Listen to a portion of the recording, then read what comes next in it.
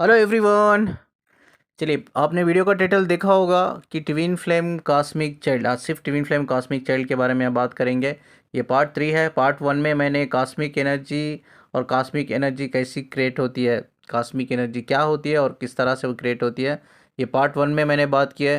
Part 2 में हमने twin flame love क्या होता है और जनरली अगर प्यार को देखा जाए, प्रेम को देखा जाए, मोहब्बत को देखा जाए तो कैसी होती है, तो इसके बारे में हमने पार्ट 2 में बात किया है। अब पार्ट 3 में सिर्फ हम बात करेंगे ट्विन फ्लेम कॉस्मिक चाइल्ड के बारे में। चलो, एक फेबिनाइन अपना जर्नी का एक्सपीरियंस शेयर करना चाहते हैं, वो एक्सपीरियंस हम सुनेंगे और आगे बढ़ेंगे। Hello sir, thank you very much मेरी लाइफ को इतना स्टेबल बनाने के लिए। बिकॉज ऑफ यू मैं इस स्टेज पे अभी हूँ।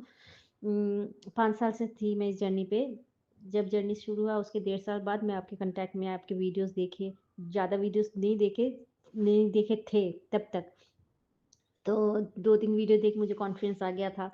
फिर मैंने सर से काउंसलिंग लिया। काउंसलिंग लेने के बाद भी हम लोग को बहुत ज़रूरत पड़ता है। बहुत सारे क्वेश्चन, हज़ारों सवाल, हज़ारों क्वेश्चंस होते हैं। तो उसको पूछने के लिए डर लग रहा था, लेकिन मैंने एक बार पूछा, एक बार मैंने साहस किया कि सर को डायरेक्टली बोल नहीं सकते हैं कि क्या पेमेंट है, क्योंकि आप लोग सभी जानते हैं हर यूट्यूब में जितने भी चैनल्स हैं सब में ही आप लोग कोई भी क्वेश्चन पूछो तो पैसा लेते हैं। तो मैंने भी ऐसे ही सोचा था, लेकिन फिर सर ने कहा कि नहीं, क्यों पेमेंट का कोई ज़रूरत नहीं है, आप कोई भी क्वेश्चन पूछो मैं आप जवाब दे दूंगा। तो मेरे एक क्वेश्चन तो थे नहीं, टीम में बहुत क्वेश्चंस होते हैं। हज़ारों क्वेश्चंस का जवाब सर ने दिया है मेरे को। और उसकी वजह से मैं इतना जल्दी, मुझे लगता है मेरी मेरी लाइफ में, मैं अपनी जर्नी के हिसाब से यदि बोलूँ तो बहुत जल्दी हीलिंग हुआ है मुझे सर की वजह से। तो अभी भी मैं कोई भी प्रॉब्लम आता है तो मैं अपने सर से पूछ लेती हूँ, सर का आंसर आ जाता है। मतलब कोई मैं सर से मैंने एक बार पूछा भी था, सर ऐसे लोग तो इतने पैसे लेते हैं। तो सर ने एक ही बात बोला है कि मैं तुम लोग का दर्द जो है, मैं अपना दर्द समझ के करता हूँ। और पेमेंट की वजह से नहीं, मुझे सोल ग्रोथ करवाना है सबका ही, सोल्स को इवॉल्व करना है। तो कोई भी क्वेश्चन होगा तुम लोग बेझिझक पूछो, मैं आंसर कर दूंगा। तो थैंक यू सर इतना हेल्प करने के लिए। और आपकी वजह से ही मैं इतना फट जल्दी इस चीज़ से बाहर आ पाई हूँ। अभी भी ग्रोथ चल रहा है, लेकिन आप थैंक यू, आप हमेशा रहिएगा। हमेशा है भी यही लोगों को पहुंचाना है कि पेमेंट हर जगह पे, पेमेंट का इतना हलचल है। क्योंकि मैंने भी आपसे मिलने से पहले किसी से बात किया था, तो वो भी मेरे मेरे से 300 रुपये ले लिया था, जस्ट एक क्वेश्चन पूछना था। तो हमेशा 300 रुपये, मेरे पास उतना पैसा होता नहीं था कि मैं दे पाऊँ, इसलिए मैंने छोड़ ही दिया था। फिर मैं बस ऐसे ही सुनती थी। फिर आप, मैंने जो उस वीडियो में भी कहा, ऑडियो में भी कहा कि जब आप मिले तो उसके बाद तो मेरा ज़िंदगी बदल गया। Thank you sir. मेरा एक प्रीवियस वीडियो है जिसमें वीडियो का टाइटल जो है twin flame law and cosmic child करके, पार्ट 2 का है। उसमें पार्ट 1 भी है। ये पार्ट 2 देख कर इन्होंने एक क्वेश्चन पूछा है, मेरे दिमाग में एक क्वेश्चन आया है। जब मैं ड्यूरिंग प्रेगनेंसी मैं एक इंसान से इमोशनली कनेक्टेड थी, क्या वो इमोशनली उस इंसान से कनेक्टेड थी तो क्या उसकी एनर्जी मेरी फ्यूचर, मेरी जो चाइल्ड है अभी फिल वक्त जो मेरी डॉटर है, क्या उससे वो कनेक्टेड है? ये इनका क्वेश्चन है। अब इसको हम थोड़ा क्लियरली बात करेंगे, ठीक है। फर्स्ट ऑफ ऑल, कोई औरत किसी रिलेशन में रहती है, इमोशनली कनेक्टेड रहती है। अब वो फ्यूचर हस्बैंड यानी कि वो किसी से भी अगर शादी कर रही है, मतलब उसका ब्रेकअप हो गया उस लड़के से, अब वो किसी और से शादी कर रही है। शादी करने से पहले जिस लड़की के साथ वो रिलेशन में थी, फिजिकल एंड इमोशनल, वो अगर हील कर चुकी है, वो इमोशनल लेवल पे कम्प्लीटली हील कर चुकी है, तो उसकी जो लड़के की एनर्जी इस लड़की के चक्रा से जो कनेक्टेड थी वो कम्प्लीटली हील्ड हो जाएगी, वो नहीं रहेगी, ठीक है, वो हील्ड हो जाएगी। तो वो शादी कर सकती है आगे, और आगे जो प्रेगनेंसी होती है, जो उसकी बच्चा या बच्ची जो भी होती है, तो वो जो बायोलॉजिकल पेरेंट्स होते हैं उनकी ही एनर्जी से वो स्पिरिट बनती है। उस लड़के की जो ये रिलेशन में थी ये लड़की शादी से पहले, उस लड़के की एनर्जी नहीं रहती है, बिकॉज वो हील कर चुकी है। अब ये एक सिनेरियो हो गया। दूसरा सिनेरियो ये है कि एक लड़की है, रिलेशन में है, फिजिकल इमोशनल दो भी है, एंड उसने शादी कर ली, उसने हील नहीं किया, शादी कर ली किसी और से, और वो जो उसका प्रीवियस रिलेशन था शादी से पहले, वो ब्रेकअप तो हो गया बट इमोशनली हील नहीं कर पाई, अभी भी इमोशनली कनेक्टेड है। अब किसी और से वो शादी करके वो प्रेग्नेंट होती है। ड्यूरिंग प्रेगनेंसी भी अगर वो इमोशनली कनेक्टेड है, यानी कि फिजिकली तो ऑलरेडी कनेक्टेड थी, ठीक है, अब इमोशनली भी वो कनेक्टेड है। अब उसका वो लड़के का जो मैरिज से पहले जो लड़के के साथ रिलेशन था इसके साथ फिजिकल इमोशनल, अब वो फिजिकल होने के दौरान और वो लड़के की एनर्जी इस लड़की के चक्रा से भी कनेक्टेड है और इमोशनली भी ये कनेक्टेड है। जब इसकी स्पिरिट यानी कि इनकी जो बच्चा या बच्ची जो भी होगी, जो स्पिरिट बिल्ड होगी ना, ग्रो होगी, तो तब जाके वो मदर तो बायोलॉजिकली वो पेरेंट्स होते हैं, बायोलॉजिकली वो हस्बैंड वाइफ पेरेंट्स होते हैं, बट एनर्जी लेवल पे वो मदर की एक एनर्जी होती है, बट वो फादर की नहीं होती है, बट उस इंसान की होती है जो इमोशनली एक्चुअली कनेक्टेड है during pregnancy also. Emotionally connected है, एक तो फिजिकल हो चुकी है वो पहले, अब इमोशनली भी कनेक्टेड है। तब जाके वो एनर्जी ट्रांसफॉर्म होगी, तब जाके वो लड़की के जो स्पिरिट होगी एक माँ की एनर्जी होगी, बाप की एनर्जी नहीं होगी। बाप सिर्फ बायोलॉजिकल लेवल पे एक डीएनए, बायोलॉजिकल जो डीएनए फिजिकल डीएनए होता है उसी लेवल पे उसकी एक डीएनए मैच होता है, बट एनर्जी कॉस्मिक एनर्जी उसी लड़के की होगी जिसके साथ ये शादी से पहले फिजिकल होकर इमोशनली अभी भी कनेक्टेड है। उसकी एक एनर्जी होती है और इसकी एक माँ की एनर्जी होती है। इस तरह से ये दोनों एनर्जी कनेक्ट होती है, कॉस्मिक चाइल्ड बनता है। अब और एक सिनारियो हम बात करेंगे। अब इनका वही क्वेश्चन है, इनके लेडी का एक ही क्वेश्चन है, मैं फिजिकल कभी नहीं हुई, मैं कभी फिजिकल नहीं हुई, बस हम इमोशनल कनेक्शन था, और इवन मेरी शादी के बाद भी मैं इमोशनली ही कनेक्टेड थी, मेरी ड्यूरिंग प्रेगनेंसी मैं इमोशनली कनेक्टेड थी, बट मेरा उसका कभी फिजिकल नहीं हुआ है। तो क्या इस केस में भी वो जो उस इंसान की एनर्जी है, क्या मेरी बेटी या बेटे की एनर्जी से कनेक्ट होगी? नहीं होगी। अब इनके केस में ये कभी फिजिकल हुई ही नहीं है, इमोशनल हुई है, और ड्यूरिंग प्रेगनेंसी भी इमोशनल उससे कनेक्टेड थी बॉयफ्रेंड से। तो हो सकता है कि वो इनकी भी मेंटल इफेक्ट होगा वो इमोशनल एनर्जी, और वही मेंटल इफेक्ट वो भी स्ट्रेस डिप्रेशन जो भी रहेगा मेंटल लेवल पे वो औरत को, बिकॉज वो इमोशनली ड्रेन हो रही है उस बॉयफ्रेंड की वजह से, क्योंकि अभी भी हील नहीं किया है उसके एनर्जी को शादी होने के बाद भी। तो वो औरत क्या होगी ना, वो औरत डिप्रेशन में रहेगी, इमोशनली ड्रेन रहेगी, पहले फिजिकली बहुत ड्रेन रहेगी, बाद मेंटली ड्रेन रहेगी, जिसकी वजह से हो सकता है she suffering from depression and stress. वो चीज़ें जो है ना बच्चों के ऊपर असर पड़ता है, यानी कि फेटस जो अनबॉर्न बेबी है ना, फेटस उसके ऊपर एक माइंड लेवल पे असर पड़ता है इमोशनल एनर्जी का। बट उसकी जो स्पिरिट ग्रो हो रही है बच्ची की, बच्ची या बच्चा जो भी आप बोल लो, जो स्पिरिट ग्रो हो रही है वो स्पिरिट पे असर नहीं पड़ता। इसका मतलब ये है कि वो लड़की की एनर्जी उस लड़के की एनर्जी से कनेक्टेड नहीं है, बिकॉज क्यों, ये औरत कभी फिजिकली नहीं हुई है, तो वो फिजिकल होने के बाद ही एनर्जी एक्सचेंज होती है, वो चक्रा से कनेक्ट होती है। अब फिजिकली नहीं हुई है तो चक्रा से कोई एनर्जी कनेक्टेड नहीं है लड़के की, तो वो लड़के की एनर्जी कभी भी वो स्पीड से कनेक्ट नहीं होती है बच्ची की, बच्ची या बच्चा, ठीक है, जो भी बेबी फेटस अनबॉर्न बेबी, ठीक है। इस केस में वो इमोशनली कनेक्टेड रहती है, वो इमोशनली कनेक्ट रहने की वजह से वो ड्रेन होती है इमोशनली फिजिकली मेंटली, जिसकी वजह से उसको डिप्रेशन स्ट्रेस जैसी चीज़ों को फेस करना पड़ता है वो मदर को, एंड उसका डायरेक्ट इफेक्ट बच्चे के ऊपर पड़ता है, माइंड के ऊपर पड़ता है, नॉट एनर्जी। किसी गलत इंसान के साथ रिलेशन बनाना फिजिकल इमोशनल, वो आपको भी भारी पड़ सकता है, आपके फ्यूचर के बच्चों को भी भारी पड़ सकता है, ठीक है। तो ये चीज़ बहुत ज़रूरी है, एक जो लोग शादीशुदा है उनको भी सुनना बहुत ज़रूरी है, जो लोग शादी करने वाले हैं उनको भी सुनना बहुत ज़रूरी है, कि एक गलत इंसान के साथ फिजिकल होना कितना भारी पड़ सकता है, ठीक है। हो सकता है उस गलत इंसान की एनर्जी मैट्रिक्स में हो, वोंडेड हो, कार्मिक हो, we don't know, we really don't know. बस हम इमोशनली कनेक्टेड होते हैं और बात फिजिकल हो जाते हैं उनके साथ, वो आपके बच्चे भी सफ़र करते हैं, ठीक है। तो ये बहुत डीप नॉलेज मैं दे रहा हूँ, इस चीज़ को एक बार समझ में नहीं आती 10 बार सुनिए, बट समझिए, ये आपको अपने ही एक फ्यूचर, एक बेहतर एंसेस्टर फ्यूचर बनाने में हेल्प करेगा, ठीक है। ये आपके बच्चा होने वाले बच्चों को हेल्प करेगा। आज आप इसको सुनेंगे ना, तो आपके होने वाले बच्चे जब होंगे तो वो उधर उस टाइम पे आपको हेल्प करेगा, आप अपने लिए एक राइट पार्टनर ढूंढने के लिए हेल्प करेगा ये नॉलेज, ये विजडम। इसीलिए ना, अगर हम हमारे परदादा दादा के ज़माने में देखें तो जैसा ही लड़की जवान होती ना हम उसकी शादी करा देते थे, बिकॉज आई थिंक उनको इतनी डीप नॉलेज नहीं होगी जितनी मैं आप बता रहा हूँ, लेकिन उनके एंसेस्टर का एक ऑलरेडी गाइडेंस था कि लड़की जैसा ही जवान होती है, जवान का मतलब पहले के ज़माने में क्या होता था, जैसा ही वो अपना मैंस्ट्रुअल पीरियड, जो उसका जब मैंस्ट्रुअल पीरियड रिच हो जाता है, किसी का 9 साल में, किसी का 10 में, किसी का 12-13, अलग अलग लड़कियों को अलग अलग ईयर्स में menstrual period, first menstrual period होता है, किसी को 13 साल में भी होता है, किसी को 18 साल में भी होता है। जैसे ही वो लड़की बड़ी हो जाती, तो हमारे जो बुज़ुर्ग होते थे वो कहते थे कि बस इसकी ना जल्दी से जल्दी शादी करा दो, क्योंकि इससे पहले कि किसी गलत इंसान के साथ इमोशनली कनेक्ट करके कहीं फिजिकल ना हो जाए, उसको भी वो इफेक्ट करता है, उसके बच्चों को भी इफेक्ट करता है। इसीलिए क्या करते थे, बोलते थे कि भाई जल्दी से जल्दी शादी करा दो।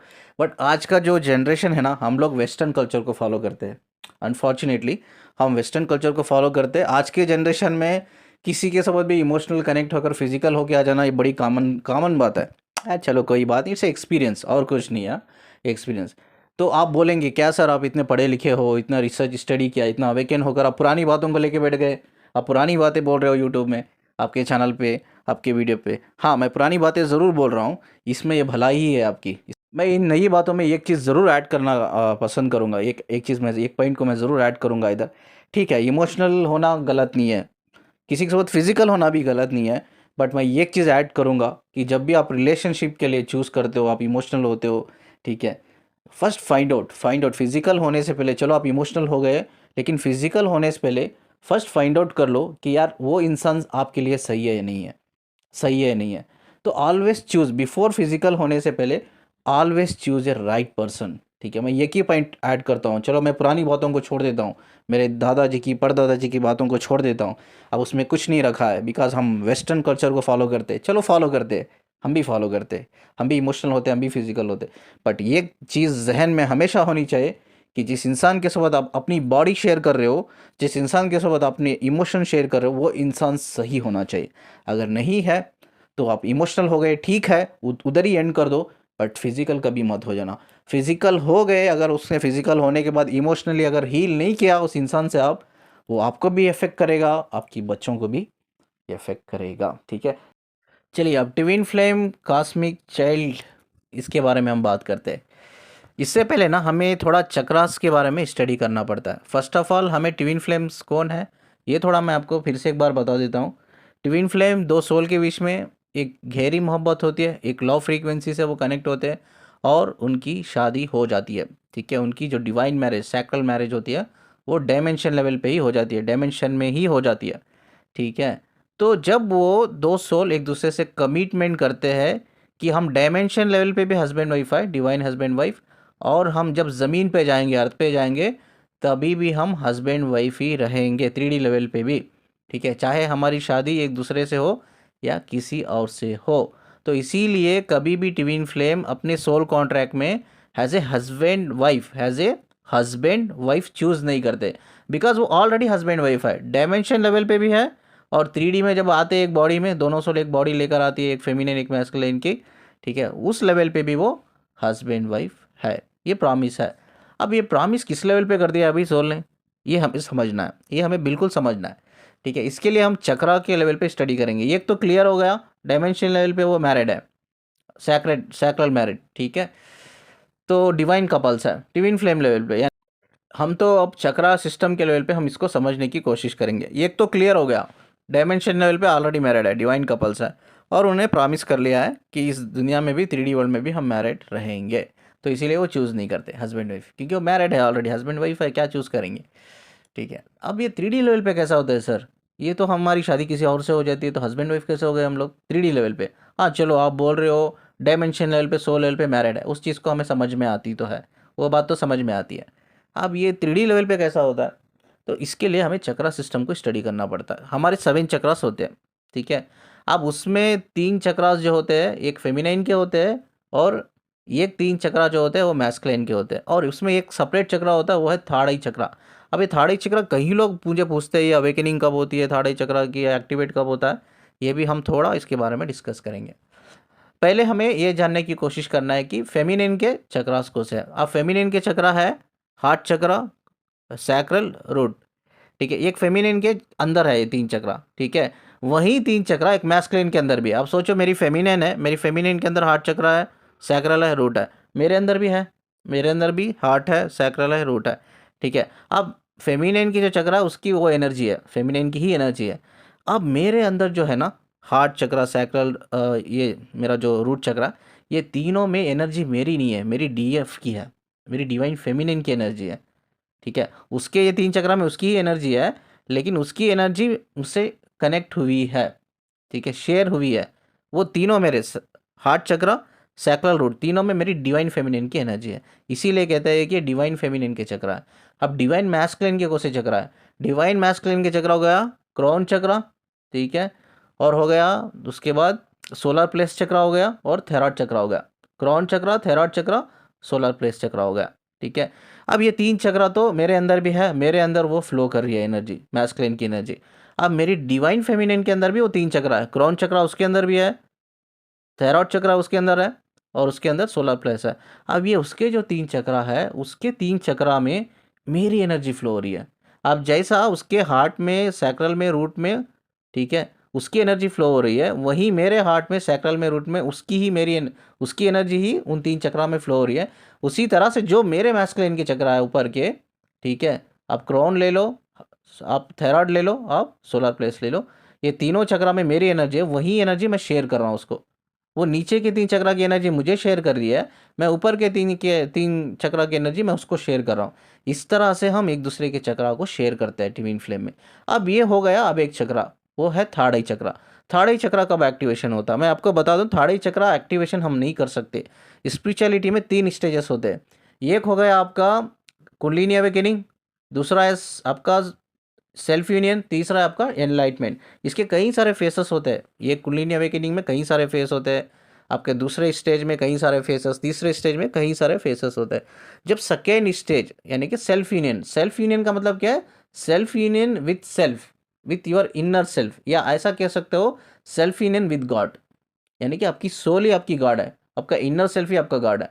जब आपका इनर सेल्फ या आपकी सोल जब आपकी स्पिरिट से मर्ज होती है, कनेक्ट होती है, दैट इज कॉल्ड कि हमने खुदा को पा लिया। इधर हम कहते हैं वी आर यूनाइटेड, यूनियन में आ गए हम, union with inner self, union with God, ठीक है। ये कैसा होता है? इससे पहले ये फेसेस क्या है, मैं जो बोल रहा हूँ ना सेकेंड स्टेज के फेसेस क्या है, वो फेसेस का नाम है क्लींजिंग, हीलिंग, एक्टिवेशन। ये 3 फेसेस होते हैं। ये 3 फेसेस कहीं सारी क्लींजिंग होने के बाद एक्टिवेट, आप हीलिंग करते हो, हीलिंग के बाद एक्टिवेट होता है, तब जाके पूरा एक्टिवेशन, चक्रा एक्टिवेशन होने के बाद आपका सोल और ओपन होता है, आपकी सोल आपकी स्पिरिट से मर्ज करती है, कनेक्ट करती है, that is called A union, union with self, union with God, union with inner self भी बोल सकते हो आप। इस स्टेज में क्या होता है, ये स्टेज खत्म होने के बाद एनलाइटमेंट में रीच करते हो। एनलाइटमेंट का मतलब क्या है? You are entering in a awakening portal, एक अवेकनिंग पोर्टल में एंटर करते हो, that is finally awakening portal में भी कई सारे फेसेस को क्लियर करने के बाद आप एनलाइट होते हो। जैसा ही आप अवेकनिंग पोर्टल में एंटर करते हो ना, आपका थर्ड आई चक्रा एक्टिवेट होना शुरू होता है। कैसा एक्टिवेट होना शुरू होता है? हमारे ब्रेन के जो 5 फ्रीक्वेंसी है वो धीरे धीरे धीरे एक्टिवेट होना शुरू हो जाते हैं, धीरे धीरे।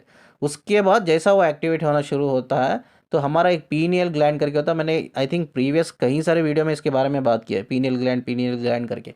पीनियल एक ग्लैंड होता है, वो ग्लैंड धीरे धीरे धीरे धीरे एक्टिवेट होना, ट्रिगर होना शुरू होता है, एक्टिवेट होना शुरू होता है। ये कब एक्टिवेट होता है? जब हमारे सारे ब्रेन के 5 फ्रीक्वेंसी एक्टिवेट होते हैं या एक्टिवेशन मोड में रहते हैं, तब जाके हमारा ये पीनियल ग्लैंड एक्टिवेट होता है, तब जाके धीरे धीरे धीरे वो थर्ड आई चक्रा धीरे धीरे ओपन होने लगता है। जब तक हम खुदा से मर्ज नहीं होते, तब तक हम भगवान से, यूनिवर्स से मर्ज नहीं होते, तब तक आपका थर्ड आई चक्रा ओपन नहीं होता है। उसके बाद ही धीरे धीरे वो एक्टिवेट होता है। तो ये चक्रा अलग हमें इंडिविजुअली काम करना पड़ता है। ये चक्रा कैसा ओपन होता है? फर्स्ट ऑफ ऑल पहली कंडीशन, आपको खुदा से मर्ज होना है। खुदा से मर्ज होने के लिए आपको सारी आपकी negative energy cleansing, healing activate करना ज़रूरी है। और ये कैसा होती है? ये प्रॉपर नॉलेज, विजडम के बेस पर ही होती है, ठीक है। ये मेडिटेशन के बेस पर ही होती है ये एनर्जी, ठीक है। ये इनर वर्क के बेस पर ही होती है, ये मिरर एक्सरसाइज के ऊपर ही होती है। आपको अपने ऊपर काम करना है, आप अपनी वीकनेसेस पे काम करना है। You need to find out your weaknesses, you need to recognise your weaknesses, उसके ऊपर काम करके उसको हील करना है। That is we called a cleansing, healing and activation. That is a phases, वो फेसेस है सेकेंड स्टेज के। ये फेसेस होने के बाद सोल मर्ज होती है, बाद थर्ड आई चक्रा एक्टिवेशन होता है। थर्ड आई चक्र का अलग कॉन्सेप्ट है, मैं ये बता दिया आपको। अब ये जो 3 चक्रा है, ऊपर के 3 चक्रा वो मैं मेरी डिवाइन फेमिनाइन से शेयर करता हूँ, नीचे के 3 चक्रा मेरी डिवाइन फेमिनाइन मुझसे शेयर करती है। बट इसमें एक दोनों के बीच में एक कॉमन चक्रा होता है, दैट इज हार्ट चक्रा। क्यों कॉमन है? ये हार्ट चक्रा से दोनों की लव फ्रीक्वेंसी कनेक्ट होती है। जो लव फ्रीक्वेंसी जो डायमेंशन से ही कनेक्ट हो गई, वही फ्रीक्वेंसी जब 2 सोल एक 2 बॉडी में आती है, तब आके इनके जो चक्रा होता है हार्ट चक्रा, वो हार्ट चक्रा से वही लव फ्रीक्वेंसी कनेक्ट हो जाती है, ठीक है। वो कॉमन चक्रा होता है दोनों के बीच में, इसीलिए हम बोलते हैं हार्ट चक्रा दोनों के लिए बना हुआ है, फेमिनिन के लिए भी, मैस्कुलिन के लिए भी। ना ही हार्ट चक्रा एक मैस्कुलिन के लिए है, ना ही वो फेमिनिन के लिए, दोनों के लिए है, वो कॉमन चक्रा है।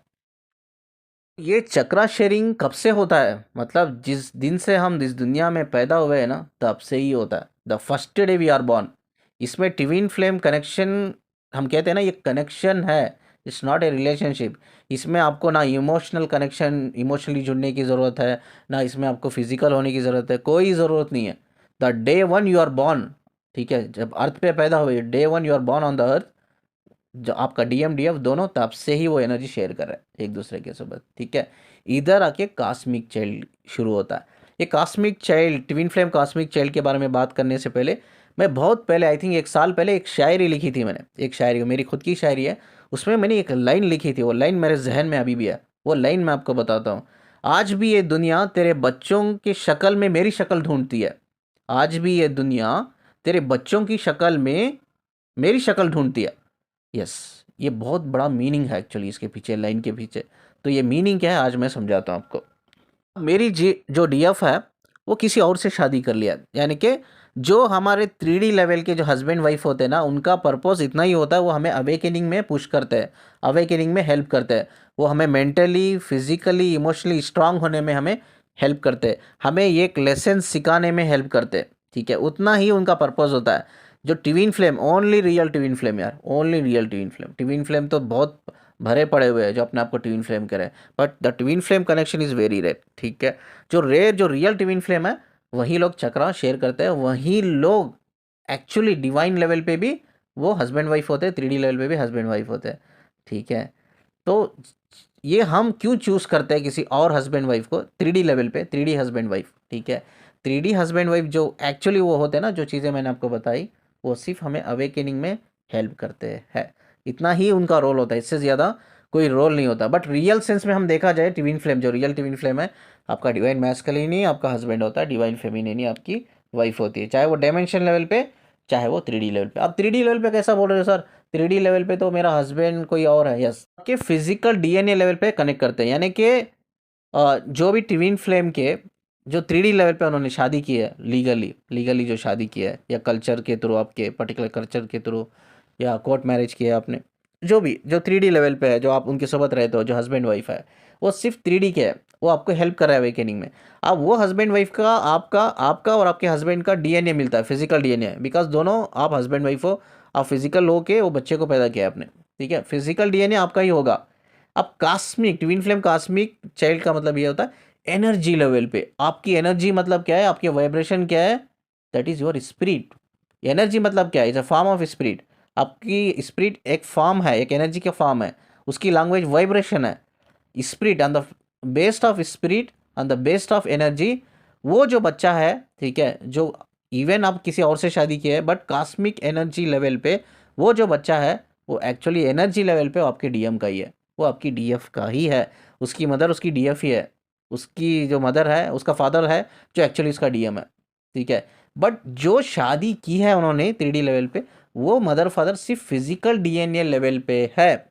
फिजिकल डीएनए लेवल पे डीएम डीएफ नहीं आते, डीएम डीएफ सिर्फ एनर्जी लेवल पे आते हैं, और सोल लेवल पे भी आते हैं। अब सोल लेवल पे कैसा आता है मैं ये बताता हूँ मैं भी, ठीक है। सोल लेवल पे थोड़ा बाद में बात करेंगे। अब ये एनर्जी लेवल पे हो गया। अब एनर्जी लेवल पे माँ बाप कौन, डीएम डीएफ माँ बाप, बट फिजिकल डीएनए लेवल पे जिससे आप लीगली शादी की है। अब क्यों सर आप एनर्जी लेवल पे बोल रहे हो, क्यों बोल रहे हो ऐसा, एनर्जी लेवल पे कैसा होता है, क्यों होता है, क्यों होता है, इसीलिए मैंने आपको ये डिस्कशन शुरू करने से पहले ही मैंने चक्रास के बारे में आपको समझाया। रिमेंबर, ऊपर के 3 चक्रा मैस्कुलिन के होते हैं, वही 3 चक्रा फेमिनिन के अंदर भी होती है। सेम एनर्जी वो शेयर कर रहा होता है मैस्कुलिन अपनी फेमिनिन के साथ। फेमिनिन के नीचे के चक्रा जो होते हैं, वही जो सेम चक्रा मैस्कुलिन के अंदर भी होती है, सेम चक्रा, हार्ट, सैक्रल रूट। अब वो जो एनर्जी वो प्ले कर रही है, फ्लो हो रही है फेमिनिन के अंदर, सेम एनर्जी वो मैस्कुलिन के अंदर भी फ्लो हो रही है, यानी कि फेमिनिन चक्रा को शेयर कर रही है। नीचे के 3 चक्रा की एनर्जी को फेमिनिन शेयर कर रही है, ऊपर के 3 चक्रा को मैस्कुलिन शेयर कर रहा है। तो इधर द डे वन जब आप पैदा हो तभी से ही एनर्जी शेयर कर रहे हो आप। तो इसीलिए इस बेस पे आपका जो भी बच्चा का, आप रियल ट्विन फ्लेम हो, आप चाहे आपकी फेमिनाइन किसी एक इंसान से शादी करे, या इंसान की वो डेथ हो जाए, या डिवोर्स ले ले, उसके बाद किसी और इंसान से शादी करे, और इंसान से भी वो बच्चे पैदा करे, जो भी बच्चे होंगे आपके डिवाइन फेमिनाइन के, वो सारे कास्मिक होंगे, कास्मिक डीएम की एनर्जी के होंगे, ठीक है। अब एक डीएम एक वाइफ से किसी बाहर की लड़की से शादी करता है, हो सकता है उसका डिवोर्स हो जाए, उसकी वाइफ की डेथ हो जाए, वो दूसरी किसी और लड़की से शादी कर ले, जितने भी बच्चे वो 2 औरतों से पैदा करेगा, वो दोनों बच्चे एनर्जी लेवल पे, कास्मिक एनर्जी लेवल पे वो उसकी डीएफ के ही होंगे, ठीक है। बट फिजिकल डीएनए उनका ही होता है। फिजिकल डीएनए वो जो लीगली शादी करते हैं उनका ही होता है। ये क्यों हम cosmic twin flame cosmic child बोलते हैं? बिकॉज ट्विन फ्लेम दोनों एक दूसरे के चक्रास को शेयर करते हैं। तो एनर्जी वो जब से पैदा है तभी से ही वो शेयर कर रहे हैं। एनर्जी से जो बच्चे जुड़े हुए हैं, स्पिरिट जुड़ी हुई है, स्पिरिट कनेक्टेड है, that is we called a cosmic child. ठीक है, कॉस्मिक चाइल्ड ऐसा नहीं है सिर्फ ट्विन फ्लेम में होते हैं, जैसा मैंने आपको पार्ट 1 में और पार्ट 2 में भी थोड़ा बताया है कि कॉस्मिक चाइल्ड कैसा होता है। ठीक है, याद करो, मैंने बोला है कि अगर कोई फेमिनाइन इमोशनली कनेक्ट होकर फिजिकल होती है, अगर वो इमोशनली कनेक्ट होकर फिजिकल होती है, तो अगर वो हील नहीं कर पाती है तो भी उस लेवल पे भी वो कॉस्मिक चाइल्ड उसके लवर का ही होता है। उसका लवर एनर्जी लेवल पे उसकी लवर की एनर्जी होती है, उसके फादर की एनर्जी नहीं होती। बट फिजिकल डीएनए उसके हस्बैंड वाइफ का ही होता है। ये नेचुरल लोगों में भी होता है, ऐसा नहीं कि जो ट्विन फ्लेम है उनमें ही होता है, लेकिन जो लोग इमोशनली कपल्स कनेक्ट है उनके बीच में भी होता है। ऐसा नहीं कि सिर्फ ट्विन फ्लेम में सोलमेट में होता है, ऐसा नहीं है। बट ट्विन फ्लेम का सिस्टम ही अलग है। वो जब से वो पैदा हुए हैं ना, अब ये तो इमोशनली कनेक्ट होते हैं। नॉर्मल लोग क्या होता है, इस दुनिया में आते हैं, किसी से इमोशनल कनेक्ट होते हैं, बाद फिजिकल होते हैं। वो कनेक्ट होते हैं, बाद फिजिकल होते हैं। इनको कनेक्ट होने की ज़रूरत नहीं है। किनको? ट्विन फ्लेम को कनेक्ट होने की ज़रूरत नहीं है। द डे वन जब से वो पैदा हुआ तब से ही शेयर कर रहा है एक दूसरे की एनर्जी। उनको इमोशनली काम करने की ज़रूरत नहीं, वो ऑलरेडी इमोशनली कनेक्टेड है, ऑलरेडी एक दूसरे के साथ एनर्जी शेयर कर रहे हैं। तो इसीलिए है ना, ट्विन फ्लेम को अपनी एनर्जी प्रोटेक्ट करना बहुत ज़रूरी है। इसीलिए जो लोग जो मैस्कुलाइन जो होते हैं, वुंडेड एनर्जी में होते हैं, मैट्रिक्स में होते हैं, कार्मिक में होते हैं, उनके लिए अवेकनिंग होना बहुत मुश्किल है, बहुत मुश्किल है। अनटिल अनलेस उनको डायरेक्ट कोई ऊपर से हेल्प नहीं आती, उनके एंजल से, मास्टर से हेल्प नहीं आती, वो खुद से अवेकनिंग करना उनके लिए बहुत मुश्किल है। तो बहुत चांसेस कम होते हैं। जो लोग अवेकनिंग जो यानी कि जो डीएफ वुंडेड एनर्जी में होते हैं, मैट्रिक्स में होते हैं, कार्मिक में होते हैं, उनके लिए बहुत मुश्किल होता है। अनटिल अनलेस उनको कोई एंजल से हेल्प नहीं मिलती, तब तक तो वो खुद से अवेकनिंग नहीं हो पाते। तो ट्विन फ्लेम की भी एक जिम्मेदारी होती है कि वो एनर्जी को प्रोटेक्ट करे अपने फ्यूचर चाइल्ड के लिए। ठीक है, क्योंकि वो ऑलरेडी एक दूसरे से कनेक्टेड है। ठीक है, अगर आप कोई डीएम वुंडेड एनर्जी में जा रहा है, मैट्रिक्स में जा रहा है, तो वो डीएफ को भी अफेक्ट करेगा। ठीक है, कोई कार्मिक में जा रहा है एनर्जी में जो डीएम, वो डीएफ को भी हेल्प करेगा। अगर कोई डीएफ वुंडेड एनर्जी में जा रही है, मैट्रिक्स में जा रही है, या वो कार्मिक में जा रही है, उसके डीएम को भी वो अफेक्ट करेगा एनर्जी लेवल पे, चक्रास लेवल पे। तो ये रिस्पॉन्सिबिलिटी बनती है कि एक दूसरे की एनर्जी को हम जितना हो सके नेगेटिविटी से प्रोटेक्ट करें। ये हमारे लिए भी बेटर है, दोनों के लिए, और हमारा जो फ्यूचर कॉस्मिक चाइल्ड होता है उसके लिए भी बेटर है। सर, अब आपने बोला सोल लेवल पे भी होते हैं करके। अब ये सोल लेवल पे कैसे होते हैं? अब ये सोल लेवल पे कैसे होता है मैं आपको बताता हूँ। ठीक है, जो सोल यानी कि आप सोचो एक मैस्कुलाइन फेमिनाइन दोनों किसी और से शादी की है, बच्चा पैदा किया है, वो बच्चे के अंदर जो सोल होगी वो उनके ही डायमेंशन से आएगी जिस डायमेंशन से वो डीएफ डीएम बिलोंग करते हैं। समझ में आया ना? जो डीएम डीएफ जिस सोल ग्रुप से बिलोंग करते हैं, किसी और सोल ग्रुप से बिलोंग करते हैं, मैटर नहीं करता, बट जिस डायमेंशन से वो बिलोंग करते हैं उसी डायमेंशन से वो उसी सोल ग्रुप से या उसी डायमेंशन से वो बच्चे के अंदर वो सोल आएगी। ठीक है, वो एक चेन है, वो ऑलरेडी सोल यानी कि उनका जो डीएम डीएफ का जो बच्चा है, यानी कि वो किसी और से शादी की है, बच्चा पैदा किया, बट सोल लेवल पे जो डीएम डीएफ का जो बच्चा है उनके अंदर जो सोल है ना, वो उसी डायमेंशन से आती है जिस डायमेंशन से वो बिलोंग करती है। यानी कि वो बच्चे की सोल भी वो डीएम डीएफ से डायमेंशन लेवल से ही कनेक्टेड है, वो भी कनेक्टेड है। ठीक है, सोल लेवल पे भी वो बच्चा वो डीएमडीएफ से कनेक्टेड है, और ये एनर्जी लेवल पे भी इस दुनिया में आता है, वो कनेक्ट हो जाता है। एनर्जी लेवल पे क्यों कनेक्ट होता है मैं फिर से रिपीट कर रहा हूँ, बहुत इंपॉर्टेंट पॉइंट है इसलिए रिपीट कर रहा हूँ, क्योंकि हम दोनों डीएमडीएफ एक दूसरे के चक्रास को शेयर करते हैं, एनर्जी को शेयर करते हैं। आई होप आपको समझ में आ गया होगा कि ट्विन फ्लेम कॉस्मिक चाइल्ड क्या होता है और ट्विन फ्लेम जो सोल लेवल पे चाइल्ड जो होता है वो क्या होता है। दोनों डिफरेंस है। कॉस्मिक चाइल्ड अलग बात है, जो सोल लेवल पे जो चाइल्ड होता है वो डिफरेंट है। सोल लेवल पे मतलब वही जो डायमेंशन से वो बिलोंग करता है उसी डायमेंशन से वो सोल आती है, और वो बच्चे की सोल ऑलरेडी वो डायमेंशन लेवल से ही कनेक्टेड रहती है, ऑलरेडी पता रहता है सब कुछ। चलिए, एक क्वेश्चन आया है, वो क्वेश्चन को मैं डिस्कस करके इस वीडियो को क्लोज करता हूँ। ठीक है, मुझे बहुत से लोग पूछते हैं what is different between vibration frequency. भाई बड़ा कन्फ्यूजन है, बड़ा कन्फ्यूजन है। ठीक है, लोगों को आज भी लगता है ऐसा कोई डिवाइस है ये दुनिया में है जिसकी वजह से वो डिवाइस के थ्रू हम फ्रीक्वेंसी को रीड कर सकते हैं। अभी तक दुनिया में ऐसा कोई डिवाइस पैदा ही नहीं हुआ है आप फ्रीक्वेंसी को रीड कर सकते हो, ये पॉसिबल ही नहीं है। ठीक है, फ्रीक्वेंसी को रीड एक ही इंसान कर सकता है जिसका थर्ड आई चक्रा ओपन है, रियली थर्ड आई चक्रा ओपन है, वही रीड कर सकता है, उसको ही फ्रीक्वेंसी की भाषा समझ में आती है। बट एक्चुअली डिवाइस कोई साइंटिफिक कोई डिवाइस तो नहीं है जिससे हम फ्रीक्वेंसी को रीड करते, पॉसिबल ही नहीं है। अब डिफरेंस देखो मैं आपको बताता हूँ। ठीक है, ये वाइब्रेशन होते हैं ना, वाइब्रेशन एक एनर्जी की लैंग्वेज है, एनर्जी स्पिरिट है, स्पिरिट आके एक एनर्जी के फॉर्म में है, वो एनर्जी की एक भाषा है, that is called a vibration. Frequency क्या होती है, अब फ्रीक्वेंसी मैं आपको समझाता हूँ। सोल किस फॉर्म में है, मैं हमेशा बोलता रहता हूँ, एक लाइट के फॉर्म में है, ठीक है, लाइट के फॉर्म में, लाइट के फॉर्म में है, लेकिन वो लाइट में एक रोशनी ब्लिंक होती है, रोशनी, वो रोशनी एक्चुअली खुदा का नूर होता है, एक डिवाइन होता है, ठीक है, एक भगवान होता है, यूनिवर्स होता है, वो दिया होता है, एक भगवान का दिया, वो रोशनी, वो रोशनी से फ्रीक्वेंसी, वो रोशनी फ्रीक्वेंसी से कनेक्ट होती है, ठीक है, वो फ्रीक्वेंसी को हमें कैप्चर करना है वो रोशनी के थ्रू, ठीक है, वो रोशनी में फ्रीक्वेंसी होती है, वो रोशनी के थ्रू हमें वो फ्रीक्वेंसी को कैप्चर करना है, ग्रैब करना है, that is actually called frequency. Frequency का मतलब सोल की भाषा है, यूनिवर्स की भाषा है, बट वो सोल जो लाइट के फॉर्म में होता है नहीं, वो सोल नहीं होती, ठीक है, एक्चुअली जो रोशनी कनेक्ट होती है सोल से, वो लाइट की जान होती है, लाइट में वो जान प्रोड्यूस करती है, ठीक है। जैसा हमारे अंदर रेड ब्लड सेल्स है, अब रेड ब्लड सेल्स को कौन प्रोटेक्ट करता है, हेमोग्लोबिन, कौन ताकत पहुंचाता है रेड ब्लड सेल्स को, हेमोग्लोबिन, ठीक है। उसी तरह से वो सोल एक लाइट के फॉर्म में तो होती है, लेकिन वो रोशनी जो होती है ना, वो दिया बोलते हैं हम लोग, भगवान का जो खुदा का नूर बोलते हैं, वो जो है उस लाइट की जान है, ऑक्सीजन है, ऐसा समझो, वो रोशनी में ही फ्रीक्वेंसीज कनेक्ट होती है, वहाँ से फ्रीक्वेंसीज को कैप्चर करते हैं। बहुत डिफरेंस है, वाइब्रेशन फ्रीक्वेंसी बहुत डिफरेंट है। वाइब्रेशन चेंज हो सकते हैं, वाइब्रेशन किस बेस पे चेंज होते हैं, इस कंप्लीट चीज चेंज ऑन आवर मूड, हमारे कैसे मूड्स होते हैं, ठीक है, मूड्स के ऊपर चेंज हो जाते हैं, हमारी पॉजिटिव नेगेटिव एनर्जी के ऊपर चेंज होते हैं, वो हमारे good and bad behaviour, good and bad habits के बेस पर चेंज होते हैं, हमारे good and bad emotion intentions के बेस पर चेंज होते हैं, हमारे good and bad thoughts and belief के ऊपर चेंज होते हैं, हमारे फियर्स के बेस पर चेंज होते हैं, हमारे डिज़ायर्स के बेस पर चेंज होते हैं, जो हमारी सोशल कंडीशनिंग होती है, वो गुड भी हो सकती है और बैड भी हो सकती है, उसके बेस पर हमारी एनर्जी चेंज होते हैं, वाइब्रेशन चेंज होते रहते हैं। यस, वाइब्रेशन स्टेबल नहीं होते, वो चेंज होते रहते हैं, every day, every minute, every hour change होते रहते हैं। क्या फ्रीक्वेंसी चेंज होती है, नहीं होती है, 1000% नहीं, 10,000% चेंज नहीं होती है। इस चीज़ को मैं अभी प्रूफ करके बताता हूँ कि चेंज नहीं होती है करके।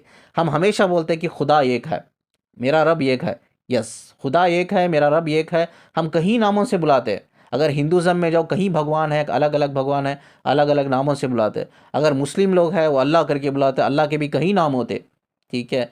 जब क्रिश्चियंस में आते तो वो जीसस को अल्लाह भगवान बुलाते हैं, जीसस ही हमारे गॉड है, ठीक है। आप सिख धर्म में जाओ वो अलग भगवान को फॉलो करते हैं, आप जैन धर्म में जाओ वो अलग भगवान को फॉलो करते हैं।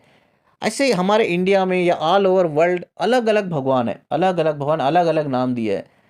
भगवान की डेफिनेशन क्या है, वो एक सुप्रीम पावरफुल लाइट है, एक इतनी गहरी रोशनी, आई थिंक आप खड़ भी नहीं पाओगे उसके सामने, खड़ भी नहीं पाओगे। जिस खुदा ने सूरज को बनाया, सूरज इतना पावरफुल है, सन इतना पावरफुल है, थोड़ा अगर वो नीचे आ जाए ना, जो भी उसकी पोजीशन है, सूरज कहाँ है, जो हमारा सोलर सिस्टम है, सोलर सिस्टम के सेंटर में सूरज है, ठीक है, वो जो भी पोजीशन पे है, वो पोजीशन से थोड़ा नीचे आ गया ना, तो इधर अर्थ पे इतना टेम्परेचर बढ़ जाएगा, हमारी ये स्किन तक जल जाएगी, आई थिंक लोग रोड पे ही जल जाएंगे, जल के राख हो जाएंगे, सिर्फ थोड़ा नीचे आ जाने से। जब इतना पावरफुल है सूरज, इसको बनाने वाला यूनिवर्स है, भगवान है, खुदा है, तो सोचो वो खुदा कितना पावरफुल होगा, उसका लाइट कितना सुप्रीम से सुप्रीम पावरफुल होगा। अब उसकी फ्रीक्वेंसीज कैसी होंगी, क्या उतनी पावरफुल फ्रीक्वेंसी चेंज हो सकती है, इज दिस पॉसिबल, ये पॉसिबल नहीं है, ये पॉसिबल नहीं है। जब हम कहते हैं मेरा खुदा एक है, मेरा रब एक है, तो फ्रीक्वेंसी कैसा चेंज हो गई, अगर फ्रीक्वेंसी चेंज हो गई तो खुदा का डेफिनेशन ही चेंज हो गया, अंडरस्टैंड दिस।